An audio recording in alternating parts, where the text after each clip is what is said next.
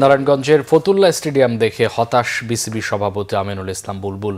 এই স্টেডিয়ামকে আবারও আন্তর্জাতিক মানের গড়ে তুলতে ব্যবস্থা নেওয়ার কথা জানান তিনি। সভাপতি হওয়ার পর ক্রিকেটকে বিকেন্দ্রীকরণ করার জন্য দেশের বিভিন্ন অঞ্চলে ঘুরে বেড়াচ্ছেন আমিনুল ইসলাম বুলবুল। রবিবার নারায়ণগঞ্জ সদরের জেলা ক্রীড়া কমপ্লেক্সে নারায়ণগঞ্জ জেলা ক্রীড়া সংস্থার উদ্যোগে আয়োজিত ক্রিকেট ডেভেলপমেন্ট অ্যান্ড আইডিয়া অনুষ্ঠানে প্রধান অতিথি হিসেবে উপস্থিত ছিলেন তিনি।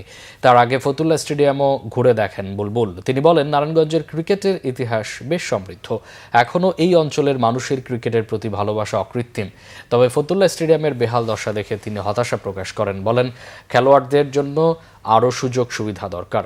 এখানে 3টি উইকেট আছে। বিসিবির পরিকল্পনা অন্তত 20টি উইকেট বানানোর। খেলোয়াড়দের সুযোগ সুবিধা বাড়ানোর পাশাপাশি কোচিং ফ্যাসিলিটি বাড়ানোর আশ্বাস দেন তিনি।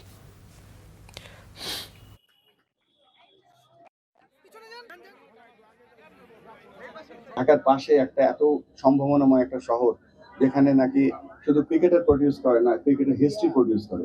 এবং আমরা আশা করব যেন এটা এই মিনিমাম এই প্রতিশ্রুতিগুলো যেন আমরা বাস্তবায়ন করতে পারি। অবশ্যই আমরা আশা করবো আপনারা আমাদের কাছে রেগুলার এটা কিভাবে বাস্তবায়ন করতে পারি সেটার জন্য আপনারা আমাদের কাছে আসবেন।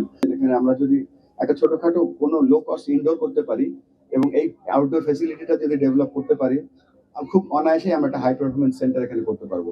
তো এই 4টা প্রতিশ্রুতি যেটা হলো, একটা হচ্ছে ফ্যাসিলিটি, একটা হচ্ছে গ্রাউন্ড, একটা হচ্ছে কোচ ডেভেলপমেন্ট, আর একটা হচ্ছে যে হাই পারফরমেন্স সেন্টার। এই 4টা কাজ আমরা সাথে নিয়ে প্রায়োরিটি বেসিসে ইনশাআল্লাহ আমরা কাজ শুরু করবো।